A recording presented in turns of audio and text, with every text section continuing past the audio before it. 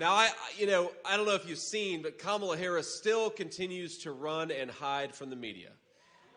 And I think she's given now two interviews. She's been the presumptive Democrat nominee, and she gives two interviews. And it's funny, when she gives these interviews, you actually pay attention to what she's saying. She doesn't answer the question. They'll say, Kamala, what's your plan to lower inflation? And she'll say, well, when I worked at McDonald's, I really liked making hash browns. They'll say, Kamala Harris, how are you going to lower energy and housing prices for American consumers? And she said, did you know that I grew up in a middle-class family?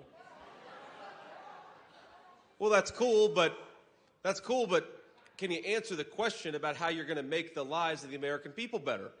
And the answer is, of course, she can't, because her policies have caused every single problem we've seen in this country over the last 3.5 years. Exploding inflation, that's on Kamala Harris.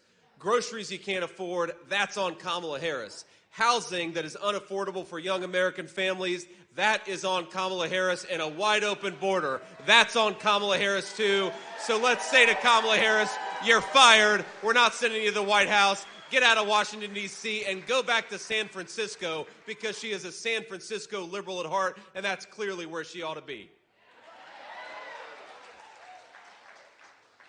But, the thing is, the American people, even though Kamala Harris talks to them like they're children, Donald Trump and I talk to the American people in a different way. We talk to them like they are our fellow citizens who deserve to be persuaded by the person who wants to be their next president and vice president. So let's talk a little bit about public policy. But before I do that, I want to just address the elephant in the room here, which is, of course, just a couple of days ago, my running mate, my dear friend and our next president, was nearly assassinated again.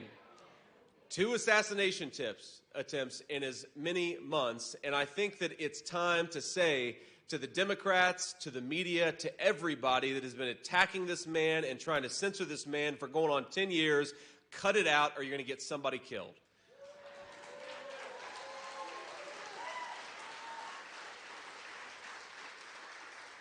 Now, I actually, of course, heard about the news before almost anybody else. I was sitting at home with my son, and we were doing, what we always do when my wife's not around. We were playing video games. We get that like 1 hour. All right, we can play video games, and then before Mom comes back, we got to cut that crap out.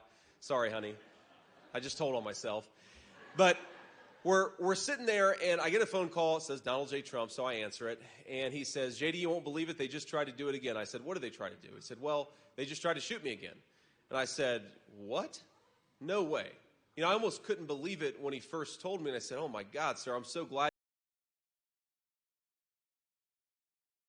you're okay in all the ways that matter. And he said, yeah, I'm doing fine. And that's just who he is. He just gets almost shot a second time, and he's totally fine. He was a little annoyed about one thing, though. He was mad because he was on the 6th hole, and he was about to make a birdie putt. And he said, I'm kind of pissed off they wouldn't let me finish my birdie. Sense, though, that they got you off the golf course. But, it goes to show there is a difference in leadership style. There is a guy who takes a bullet to the head and stands up and says, fight, fight, fight.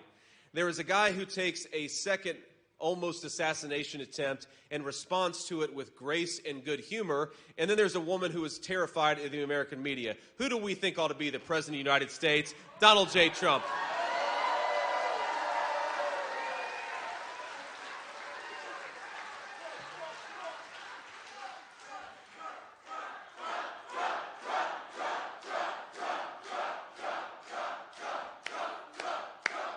That's right.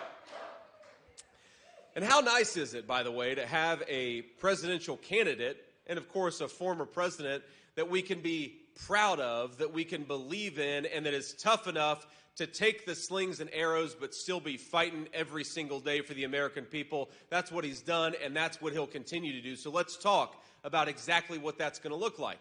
Because, look, we all know that the reason why groceries are unaffordable, the reason why Americans can't afford to buy a home is because Kamala Harris has refused to do her job. And, my friends, I was actually yesterday with my dear friend Katie Britt, senator from Alabama, and both of us have been in politics for all of 2 years. And we were talking about how shameless these politicians are, where I guess if you've been in office for 30 years, like Kamala Harris, You can stand up and without an ounce of shame, look at the American people and say, on day one, I'm going to lower grocery prices. That's what Kamala Harris says. And on day one, we're going to lower the price of housing. And on day one, we're going to close down that southern border.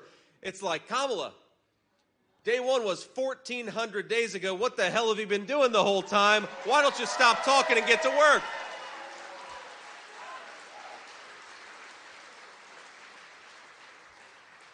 Let's just compare and contrast the specific policy, because the American people deserve to have people who are going to talk about the public policies that are going to make their life better. Kamala Harris cast the deciding vote on the Inflation Explosion Act. It's the biggest driver of inflation in the United States today. Kamala Harris cast the tie-breaking vote for it. And of course, when Donald J. Trump was president, inflation was 1.5% and wages were going up. When Kamala Harris became the vice president and the border czar, she said we're going to suspend all deportations. We're going to decriminalize all illegal immigration, and we are going to stop Donald Trump's wildly successful Remain in Mexico policy. That flooded the United States with a ton of illegal immigrants, and you know what those illegal immigrants did? They compete with Americans for scarce homes. And the Donald J. Trump plan is that American housing ought to go to American citizens, not people who shouldn't even be in this country to begin with.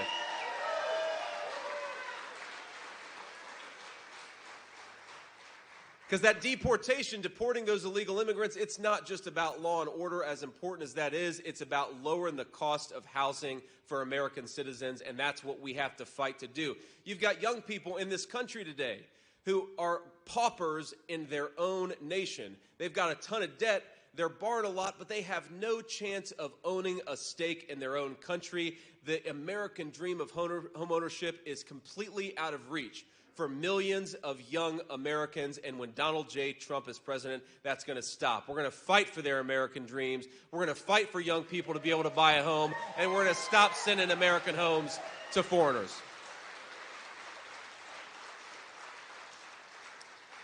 Now, we all know in the great state of Michigan that the most important driver of inflation is energy, right? You make energy more expensive, you make gas at the pump more expensive, but you also make food more expensive, because who drives that food to the grocery store? It's our truck drivers. And if they're paying more for gasoline and diesel, then all of us are paying more for food. And if they're paying more to send construction materials and lumber at the construction site, then we're all paying more for housing. The number one thing we have got to do to get control of this crazy inflation and drive down the cost of everything is to unleash American energy. Drill, baby, drill.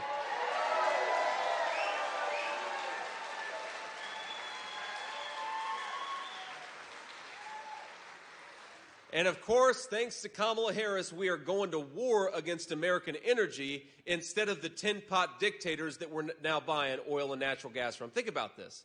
Think about what we have in the United States of America. We got natural resources that Russia and China and every other nation in the world would die for. They would love to have the abundant American energy that we've got right here in our own territory. So why don't we say on November to Kamala Harris, let's stop buying oil and gas from tin-pot dictators all over the world. Let's buy it from our own people right here in Michigan, in Pennsylvania, in the United States.